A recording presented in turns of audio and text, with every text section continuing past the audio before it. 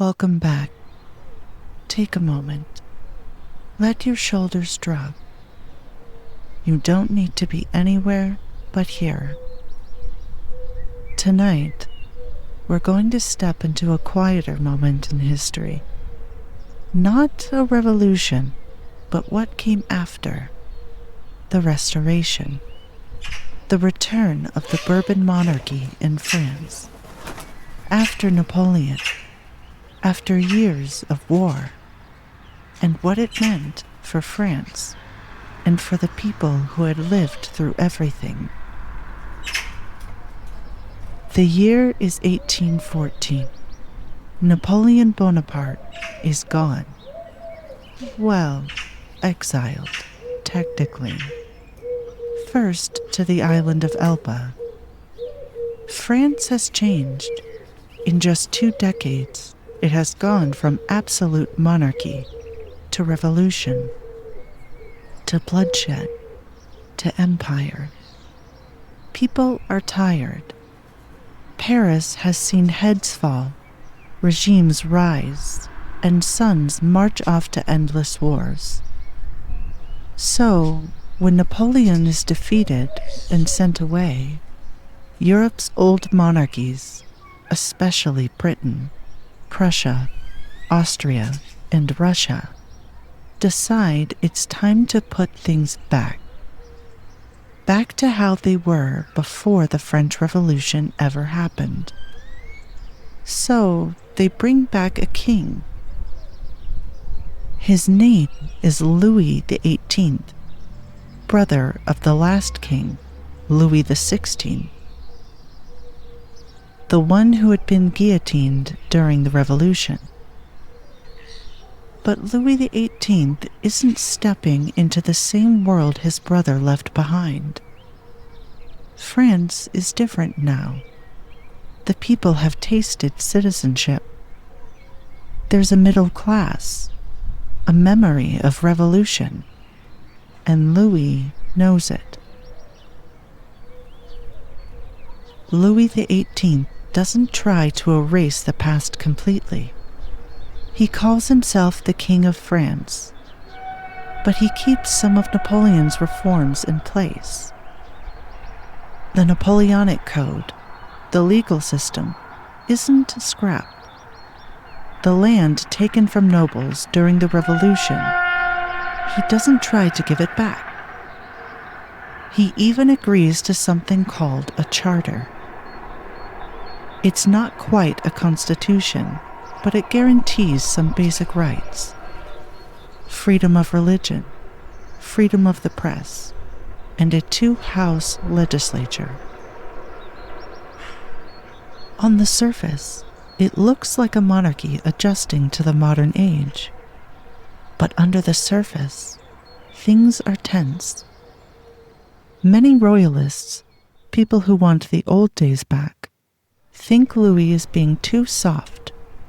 They want revenge on revolutionaries, on Republicans, on anyone who had cheered for Napoleon. And others, the liberals, the people in cities, the veterans, they think he's just a monarch in disguise. Too old, too out of touch, too connected to the church and the aristocracy. Louis walks a tightrope, trying to calm both sides, trying to survive. Then, suddenly, Napoleon comes back, just for a moment. He escapes from Alpa, marches through France, and people, soldiers, peasants, old allies, they join him. No shots fired.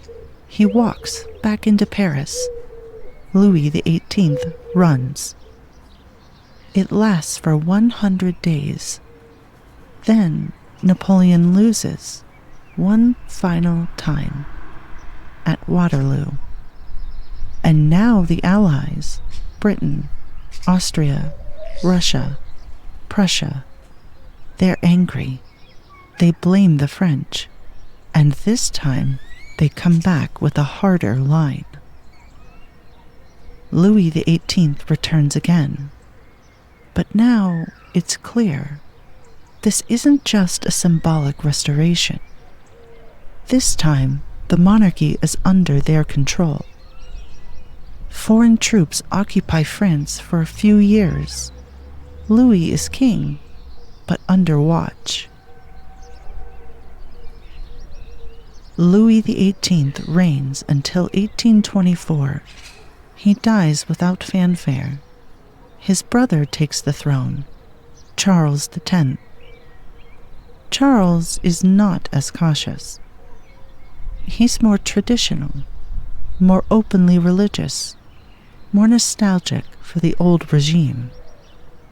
He oversees reforms, gives money to nobles, limits the press, and eventually tries to dissolve the legislature entirely. By 1830, the people have had enough. They rise up, not in a bloody revolution this time, but in a swift 3-day rebellion, the July Revolution. Charles flees.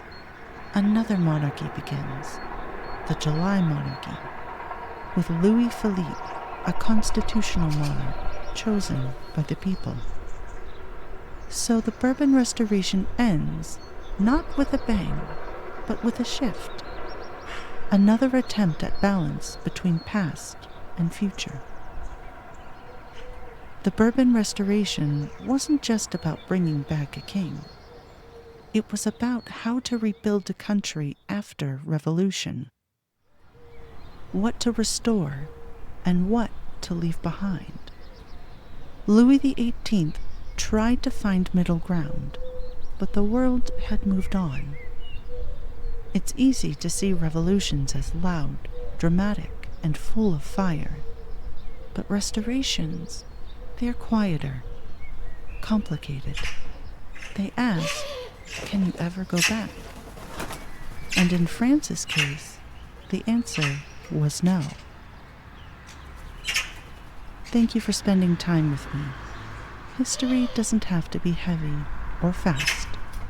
Sometimes it's in the quiet turns where the biggest changes live. Sleep well, and I'll see you next time.